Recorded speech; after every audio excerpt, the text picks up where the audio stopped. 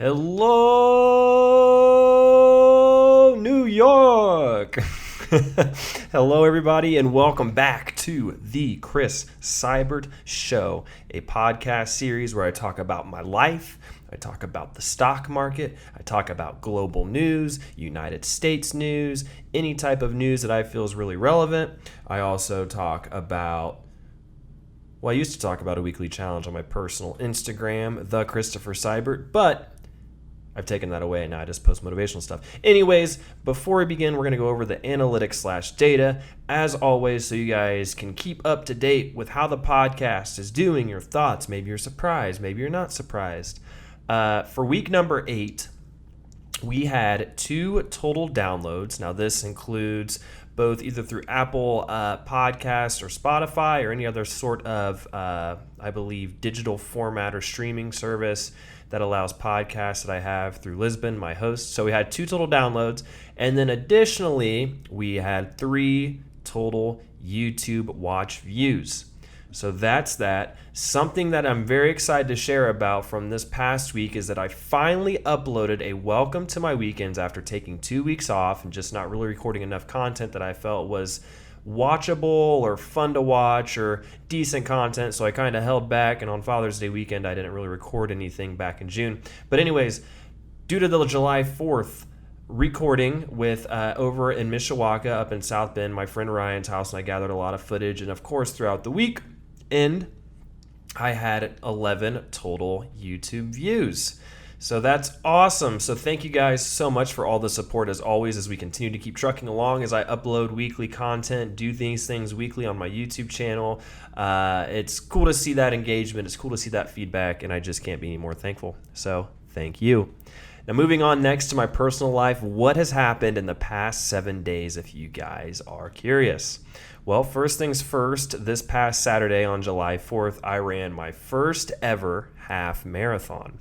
Now, I'm not going to lie, I kind of was very, very nervous going into it because I didn't know how it would turn out. I didn't do the best of job of training like I should have through the scheduling.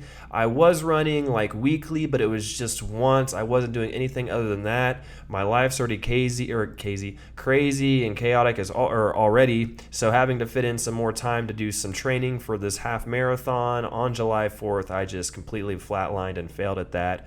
But regardless, as the day started, I didn't eat that much Friday evening. Saturday, I woke up super early. It was around 7:30, changed into my jogging outfit, and was there at the Monon Trail in Broad Ripple, Indiana by almost 8 or a little after 8, and I began running. Now, my good friend Dakota reached out to me in one of his videos and commented back to me after I commented, saying that his recommendation was to just pace myself and not go all out at the beginning, and I have a really, really hard time of doing that, believe it or not. Usually when I start, the music starts playing, I'm excited, I'm in the flow, so I just take off, and then from there, it's kind of just a stop and go until I reach a certain amount of mileage that I'm kind of satisfied with, or just like, okay, I'm done with this. But no, I paced myself for the half marathon. So the first, I'd say 6 miles was nice and easy. It was a bounce back in between anywhere from an average pace of 8 minutes and 50 seconds up to 9 minutes, and then back down to 8 minutes and 50 seconds. So it was really good the first 6 miles. And what my plan was what's so nice if you're not around the Indiana area, we have this Monon Trail, and it stretches out far and wide. I mean, this thing goes on forever, it seems like. But what I wanted to do is I wanted to start in Broad Ripple, jog down about 7 miles, and then jog back to where once I reached the 13.1 mile mark, the half marathon mark, because a marathon is 26.2 miles, I believe. So once I got to that 13.1 mark, that 7 mark, I was going to turn around and then stop and just walk the rest just to cool down. But yeah, at around 6.5 miles, I was gassed. I was literally dead. So instead of going the full 7, I just turned around at like 6.5 and started walking for a little while. And then after that, I tried to pick it up again, but it was a constant stop and go to where the last 2 miles I practically walked the whole way. And I wouldn't say it was like a slow walk. Like I at least tried to power walk just to get it out, but I was just obliterated from the waist down. So it was extremely difficult, that back half. But it was so worthwhile and so cool, and it really taught me a lot. I was very proud of myself from the start, knowing that I was consistently pacing around the 8:50, 9-minute mark. And I feel like if I just would have done a lot more training, I maybe would have been able to make it close to the 10-mile mark, consistently jogging before I had to kind of slow down as a stop and go process. So this isn't the last of my running career. I plan on doing another one again in the future at some point, but for right now, the long distance running is kind of put on hold. I haven't ran at all this week. I'm going to begin picking that up again next week, which brings me next into my next topic. If you guys listened to last week's episode on the Chris Seibert Show, week number 8, I talked about how I was going to go to LA Fitness, or at least a gym. There's an LA Fitness that's not too far from my apartment. Re-sign, or I guess just get my membership back, re-sign up for my membership, and then start working out. Well, long story short, I didn't do that. I was going to go in first thing Monday after work, re-sign up for my membership, and then begin the process of working out. But to be completely honest with you guys, I don't know, the jump in coronavirus cases here recently has kind of just scared me a little bit. And gyms, you're huffing and puffing, you're touching bars, you're racking weights and everything, and I'm not sure how clean people are. I don't know how busy the complex is. There's apparently now theories going around or something that it's an airborne illness inside of a room, which I don't know how true that is. I haven't done enough research, but I'm just going to go back to running and wait till it's a little bit more safer. It's easy too, because here in my apartment, I can do push-ups, I can do sit-ups, I can do ab workouts, I can find things that are somewhat decently heavy and do like arm routine workouts. One of my coworkers suggested about getting some type of pull-up bar and putting it by a door or something, because by the time I'd spend money on a membership, then it all even itself out. But knowing my luck, I would get this membership, and here in 3 weeks, it's so bad again that they have to close the gyms down, and then I'm signed and locked into this membership, and that just wouldn't be awesome at all, and I'd just be kind of wasting my money at that point in time. So I've decided to kind of take a step back. I am still working in the process of eating healthy. I did do a pretty good job at the beginning of the week, but I've been eating out a lot just because I've been all around. Monday I was with my father and his coworkers, and they bought me pizza. Just yesterday I was with my mom and sister, and I bought them Mexican food. I can't remember what I did Tuesday. I think I cooked here. I can't remember at this point in time. But still working on the healthy eating habits. I got to go shopping this weekend for groceries because I'm just about out again. And once this is uploaded, it'll be on Friday, so it'll be close to the weekend, so I can go out and get groceries. But I'm going to be doing my part to try to continue to eat healthy, drink lots of water, more fruits and vegetables, and continue just to kind of sustain and hold my weight properly, and then start bulking up from there. Another thing that I wanted to talk about, which was very fortunate, later at the end of last week, I think it happened almost after I recorded the podcast, if not close to it, I got an email from a client, a very good friend of mine, and he asked if I wanted to do some side work. So luckily enough for me, on Tuesday, I went out to Muncie, Indiana, did this side project stuff. Now, this is with my dad's company. I've kind of brought it up before, but it's more kind of pre-construction liability work. So it's nothing really too crazy, nothing wild, but just a lot of documenting and filming and taking some pictures and videos. So I ended up doing that Tuesday, and I submitted that. So again, a nice little check should be coming through at some point in the future. I still haven't received my one check, but I know that it's being sent after I talk to him because it's the same client, and I'll be receiving that soon. And a lot of me is thinking now, do I want to go ahead and buy all the equipment because I told you guys how I have a wish list going, or do I kind of want to save it for a little bit longer? For those of you that don't know, here in a few weeks at the end of the month, I will be in Las Vegas. And even though I don't plan on spending a lot of money, it might be a good idea just to wait until I get back from the trip to go ahead and buy, the Blackmagic pocket camera, of course, the stabilizer, all the items in my wish list that I have. I'm kind of just putting it on the back burner. Luckily enough for me, these side projects that I help do for my father, the company that he works for, they don't really require high-tech equipment. A lot of it's easily enough to be able to be shot on an iPhone, which then I airdrop and edit it through Premiere and add all the text and stuff. So Luckily enough for me, that's good and all fine and dandy. But again, I want to make sure that I have this high quality equipment once kind of things start to normalize again. And if my clients who I'm already close with and other businesses that I've done side projects for, it'd be great to have this nice equipment. So when we go in, they'll be good on their kind of work. So just thought I'd share that update with you. Very cool. I love when freelance stuff happens. It's just another way of making passive income on top of my job and on top of stocks. And we're not near, getting monetized yet on YouTube, but of course in the future, as I continue to make these weekly updates and sending out more and more content, it'd be cool to get monetized and then using this also as an additional revenue stream. So that's that. And then this weekend, I was talking to a friend. I was hoping that I'd get to have a cookout at his place. I got to have a cookout last week. It was on Thursday. And it was so much fun. It was honestly a great time when we talked about doing it again. Well, I thought the plan was Saturday, but after talking to him this afternoon, we're going to push it back to Sunday evening. But with that being said, this weekend is going to be pretty laid back from what it seems like. Sunday is going to be the wildest, or I guess busiest day. I talked to my mom and sister. We were together yesterday. This would have been Wednesday, and they want to go hiking at I think it's Eagle Creek, or that's not Eagle Creek, but there's a hiking trail and stuff. So Sunday I'll be doing some hiking, getting some footage of that with my mom and sister, and then that evening we'll be grilling out at my friend Bahij's place. So it's going to be another fun weekend. Friday and Saturday seem a little chill, which is good. I don't have chill weekends that often, so it's nice to kind of relax and just have me and more personal time.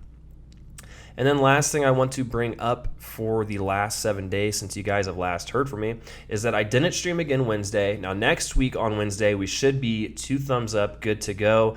It just so happened that yesterday, and I keep saying yesterday, that's not right. I'm recording this on Thursday.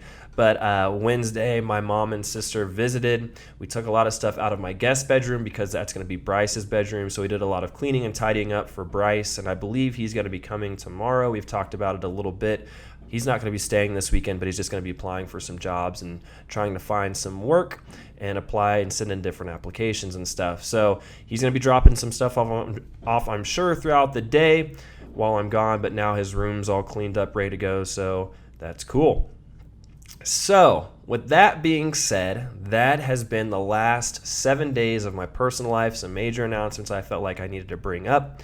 This podcast is going by pretty smoothly so far on time, but this is the big thing I want to talk about this week, and I'm assuming it's going to take a majority of the time, and if that's the case, that's completely fine, but that is the stock market. Ladies and gentlemen, I have some big, in quote, stock updates.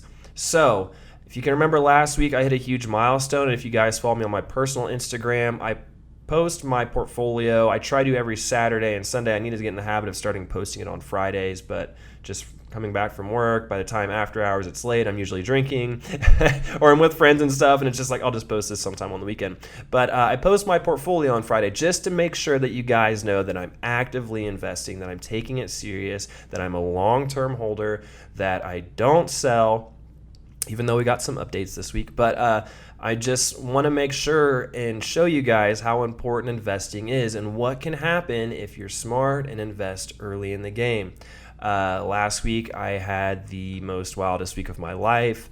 The electric vehicle sector, the energy sector, automobile, any way you look at it, the electric car area or portion of the market with Tesla just being an absolute rocket, it seems like this past month.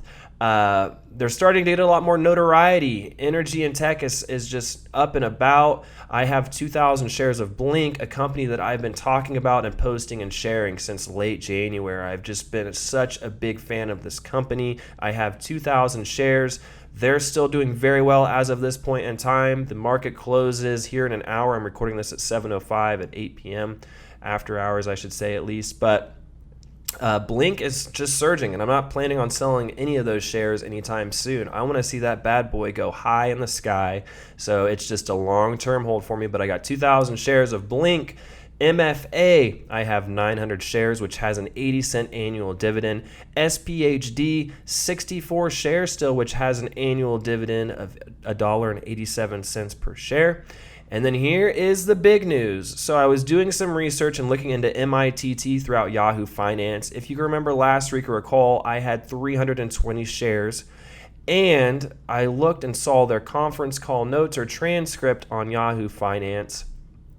And I noticed in the call that their CEO said that to get out of their forbearance agreement, or forbearance, I believe that's how you say the word. It's one way or the other. But they sold a lot of their assets. And it's important that a company has assets and not liabilities. You want to make money. You don't want to lose money, right? But he said that they ended up selling a lot of their assets and that they wouldn't be handing out or paying holders dividends for just a little while longer.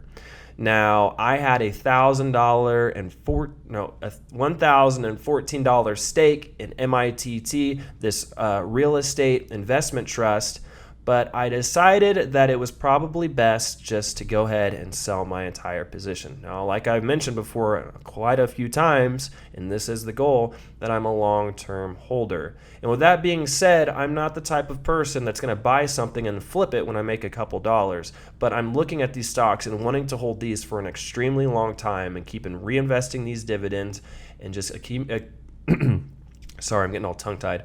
Just continue to keep accumulating wealth and reinvesting the dividends and letting my portfolio grow on its own, But with that, reading that transcript, I had a $1,000 stake in this REIT. I was like, it's best that I use that $1,000 and invest it elsewhere.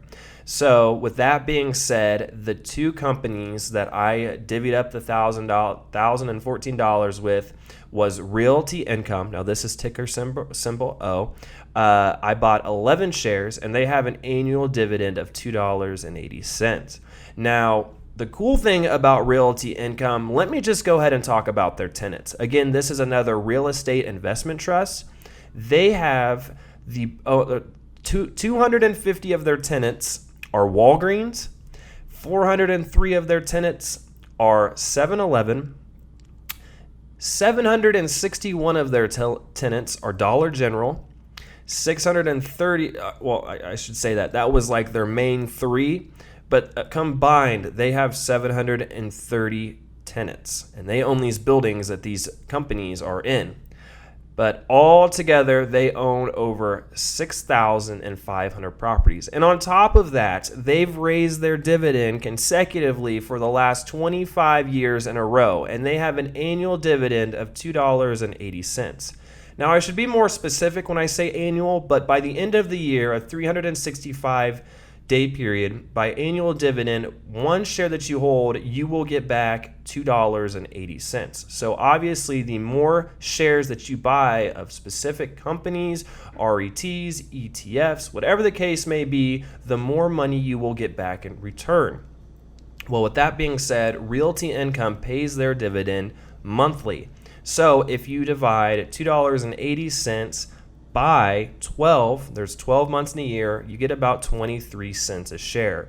So I bought 11 shares of this Realty Income, and I'm very, very excited to continue to keep adding to that position because it has some stellar stats. It has a great portfolio, and it's just hot as a rocket. And I heard about this company as well as this other one in a YouTube video. I did some more of my own personal research this week, and I was just like, man, I got to sell this MITT. I have a good stake. It's time to start divvying that up and diversifying even more.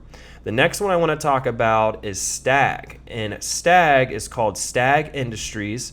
Now, I bought 12 shares of STAG, and they have an annual dividend of $1.44. And again, they hand out this monthly, which accumulates to about 12 cents a month per share. Now, what's cool about STAG Industries is that this particular REIT, Real Estate Investment Trust, is warehouses. Now, let me tell you their stats. They have 456 different warehouses, and if you combine all their warehouses together, it's about 91.8 million square feet. And on top of that, their enterprise value is around $5 billion. That's right, $5 billion. Now, this again is a monthly dividend that I'll be receiving, but I think of companies like Amazon. I think of all these other big corporations that have these STAG warehouses that they are tenants of, that they have all of their shelves and everything that they get built out of. It just seems legit in the way that e-commerce is heading and all this and that by continuing to build warehouses and store product and ship it out. It's just a win-win. So I'm very excited to update you guys with these two big investments, Realty Income, ticker symbol O, and then of course STAG Industries, ticker STAG.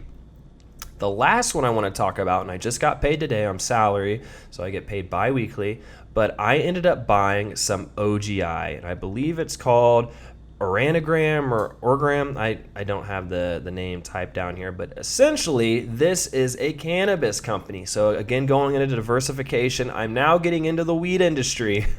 I've wanted to get in the weed industry for quite some time, but I just really haven't focused on it. I think we can all agree that at some point here, sooner than later, weed will become legal federally, and that is going to send a lot of the cannabis sector skyrocketing. But I have 95 shares of OGI, and they just produce and sell medical marijuana. Their products includes different strains, as well as oils and vaporizers. So altogether, this week was huge in the market for me. Blink is still a darn rocket. It is hot. MFA, no dividend payout as of now, but I have 900 shares locked in. So of course, once they begin to pay their dividends back, it's going to be a nice healthy chunk with 20 cents a quarter. And then of course, SPHD, EPR, my new O, STAG, and OGI holdings. So we are just growing. It's so exciting. I just love this. It makes me so excited because just seeing all of these different things I have money in right now growing over time is just a blessing in disguise. And I'm very excited to continue to share these updates with you as the weeks and months and years go ahead and keep happening.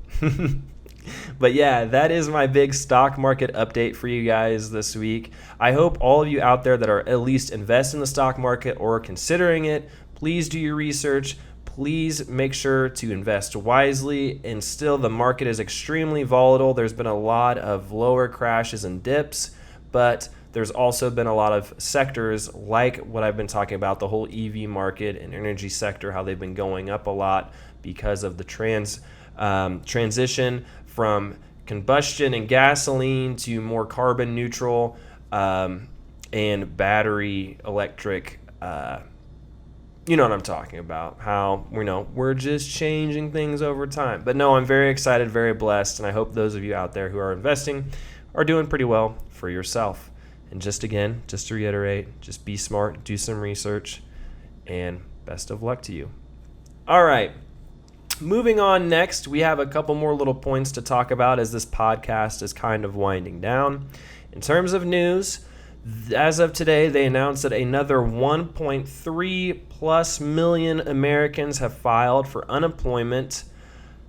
Again, very sad news. They are dropping. The numbers are dropping. But what's very scary to me is the fact that cases continue to still surge in a lot of very populous states with higher population.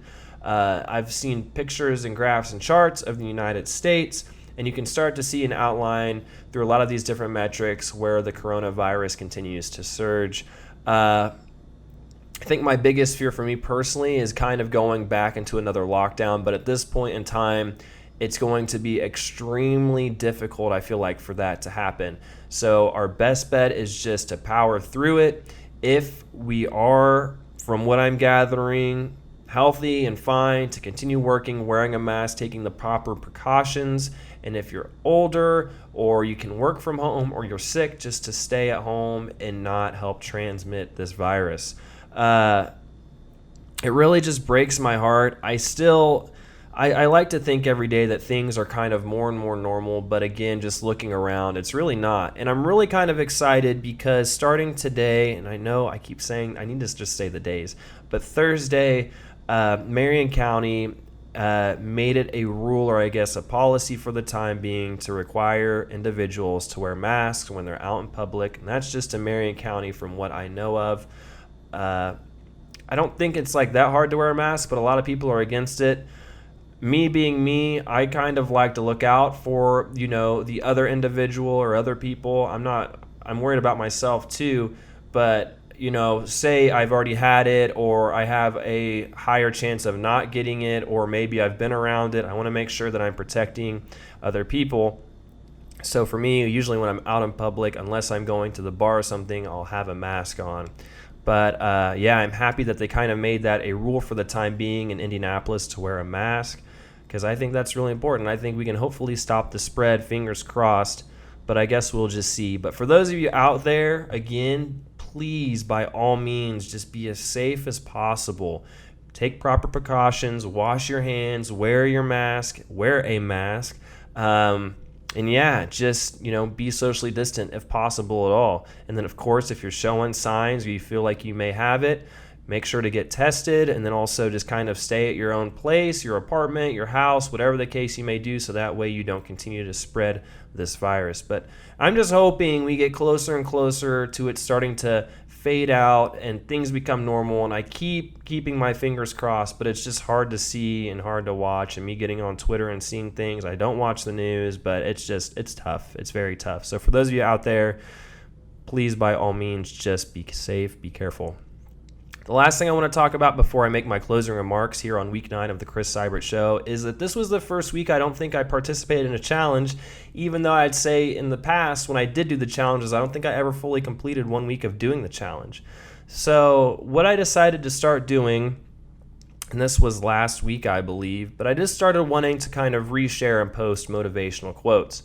For me, it's cool to get on my YouTube and podcast Instagram and just follow strictly, stock stuff, motivational pages, people that inspire me, and just continue to see a feed full of things like that, because it makes me happy and it's like good brain food and it kind of pumps me up a little bit. So being able to see something that I really like and that I feel like resonates with me, and of course the followers of the page, I try to share it.